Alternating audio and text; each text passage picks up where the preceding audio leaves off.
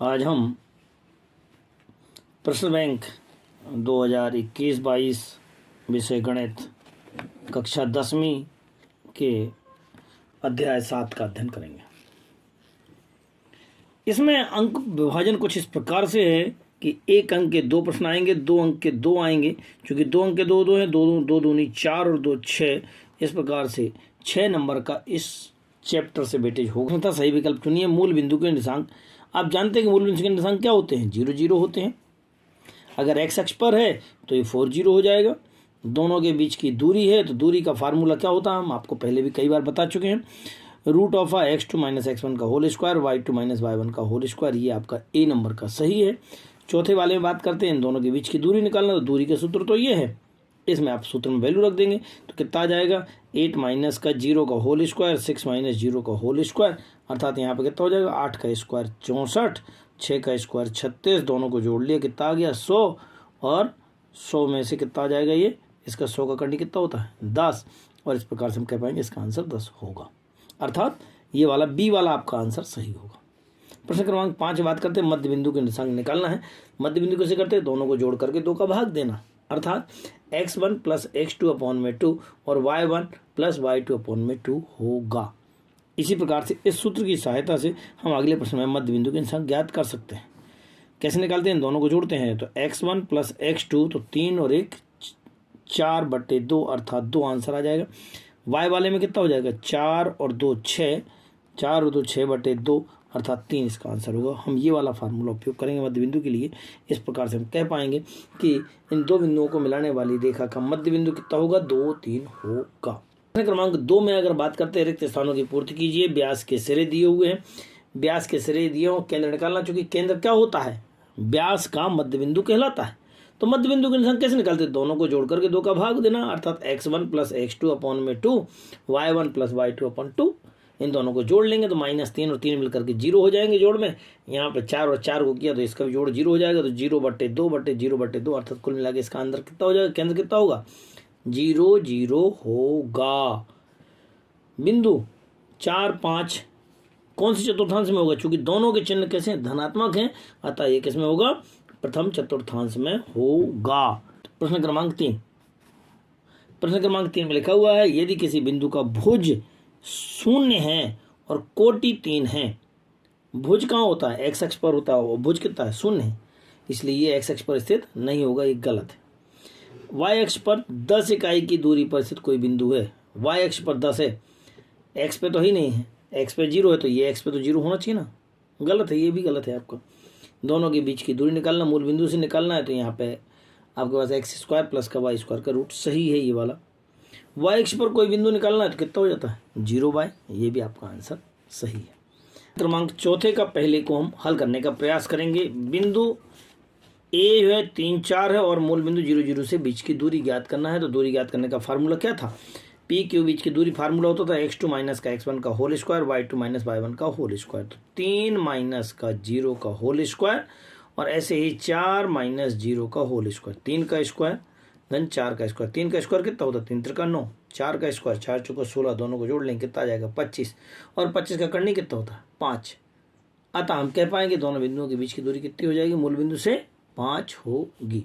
Second question, बिंदु और बिंदुओं को मिलाने वाली रेखा के मध्य बिंदु के निर्देशांक ज्ञात कीजिए। मध्य बिंदु कैसे निकालते थे?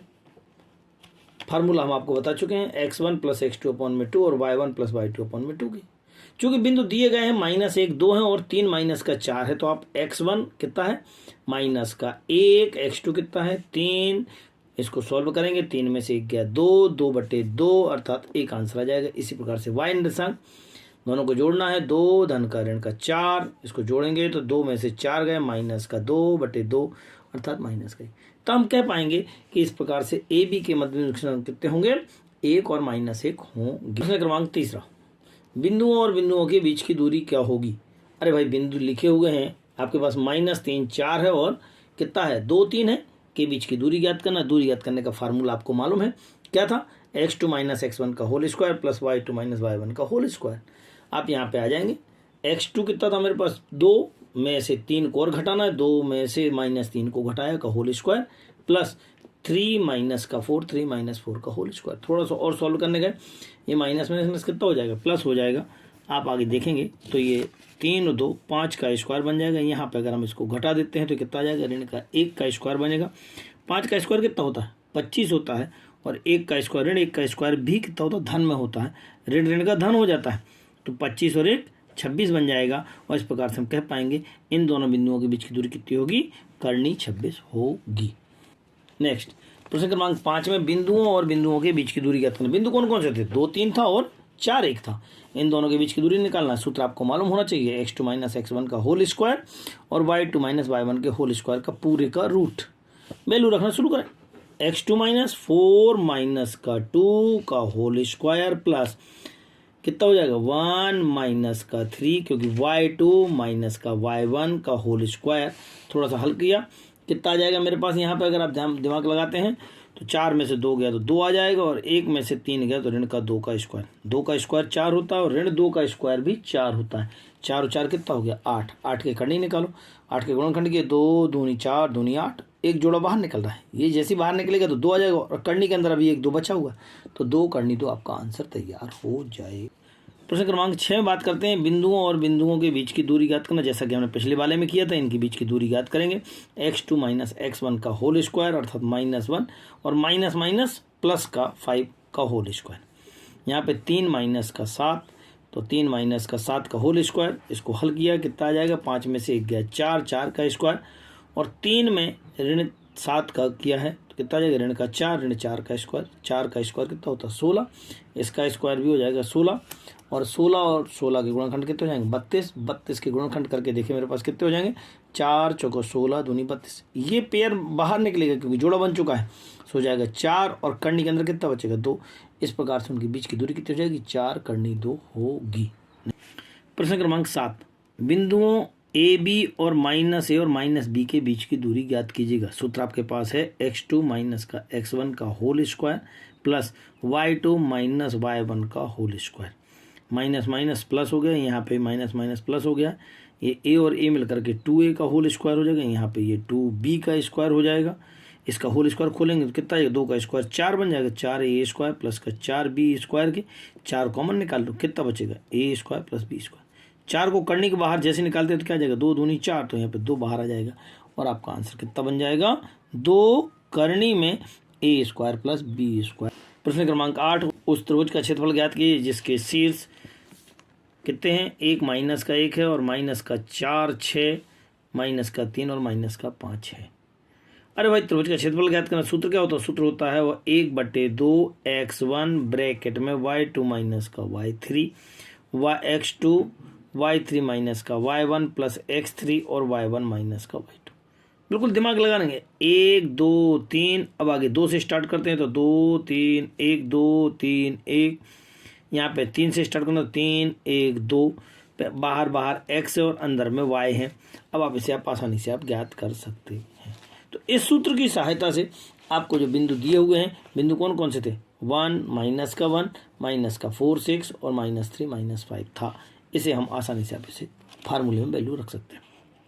x1 ये हो गया 1, y2 अर्थात 6 और माइनस का 5, तो 6 माइनस और माइनस का 5। थोड़ा सा इसको सॉल्व किया, 6 माइनस माइनस प्लस का हो जाएगा, 6 और 5 11 हो जाएगा। दूसरे स्टेप में अगर गए तो क्या था मेरे पास, x2 था, x2 कितना था माइनस का 4, और फिर क्या था y3 माइनस का y1, y3 माइनस का 5 और ये माइनस का 1, माइनस का 5 और माइनस का 1, फार्मूले माइनस था। इनको थोड़ा सा सॉल्व कर देते, माइनस का 5 और माइनस माइनस प्लस का 1, 5 में से 1 गया, कितना हो जाएगा 4, वही माइनस का, तो -4 चौको 16 प्लस का हो जाएगा। इसी प्रकार से तीसरे स्टेप में बात करें, तीसरा स्टेप क्या था मेरे पास, x3 था, x3 ब्रैकेट में y1 माइनस का y2, x3 कितना था माइनस का 3, ये लिख दिया मैंने। फिर इसके बाद y1 माइनस का y2, y1 अर्थात माइनस का 1 माइनस का 6, तो माइनस का 7 हो जाएगा, और माइनस माइनस प्लस हो जाएगा, गुणा करने पे 30 आते 21 हो जाएगा। अब इन सबको प्लस कर लेंगे, 21 आ जाएगा, और इन सबको जब प्लस करेंगे किसको किसको, 11 को, 4 चौको 16 को, और 21 को, कितना आ जाएगा 48 आ जाएगा।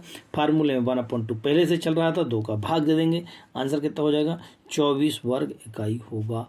बिंदुओं 5 2 और 4 7, 4 माइनस 7 माइनस के 4 से बनने वाले त्रिभुज का क्षेत्रफल ज्ञात कीजिएगा। बिंदु हमने x1 y1 x2 y2 और x3 y3 के फॉर्म में लिख रखे हैं। सूत्र लिख दिया, सूत्र अपना पुराना रटा हुआ है, 1/2 ब्रैकेट में x1 y2 माइनस का y3 प्लस x2 ब्रैकेट में y3 माइनस का y1 प्लस x3 और y1 माइनस का y2। सबकी वैल्यू रखना शुरू कर देते हैं।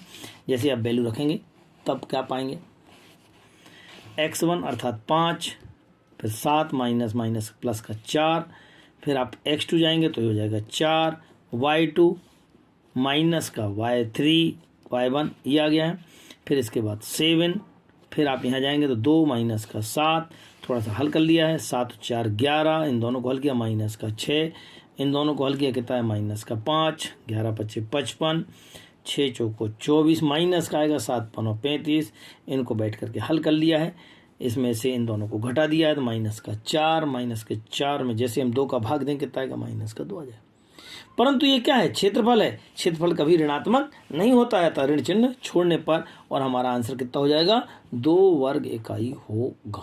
प्रश्न क्रमांक 10, उस त्रिभुज का क्षेत्रफल ज्ञात कीजिए जिसके शीर्ष आपके पास 2 3 और माइनस 1 0 तथा 2 माइनस का 4 दिया हुआ है।